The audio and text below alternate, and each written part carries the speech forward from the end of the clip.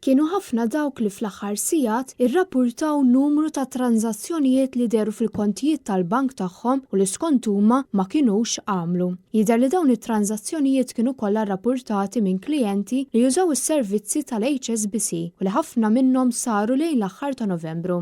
Ħafna qalu li meta ċċekkjaw l-kontijiet u anke tranżazzjonijiet fuq l-app ta' Revolut sabu pagamenti li ma kinux għamlu, saħansitra l-kumpaniji barra minn pajjiżna. Uħud irrappurtaw problemi simili anke PayPal. Fl-aħħar sigħat, NetNews ikkuntattja lill-HSBC sabiex jistaqsi dwar din is-sitwazzjoni. Fejn kelliem uffiċjali għall-bank għalilna li fl-ewwel jum tas-sena problema interna li żviluppat fis-sistema tal-IT tal-bank affettwat qatt ta' tranzizzjonijiet ta' debit cards li saru fid-29 ta' Diċembru. Minħabba f'hekk xi transazzjonijiet urew isem ħażin tal-bejjeħ kif ukoll dejta ħażina ta' meta saret it-tranzazzjoni. F'xi każi, kompla jgħid il-kelliem għall-bank kien hemm problemi għall-klijent biex jaċċessa l-flus. Madankollu, skont il-bank it-tranzazzjonijiet infushom kif ukoll l-ammonti tagħhom kienu korretti u kienu fil-fatt saru mill-klijent infushom. L-uffiċjal kompla jgħid li l-bank qed jaħdem biex jirregolarizza kemm jista' jkun malajr din is-sitwazzjoni u serraħ ras il-klijenti li l-kontijiet u l-flus tagħhom ma ġewx kompromessi.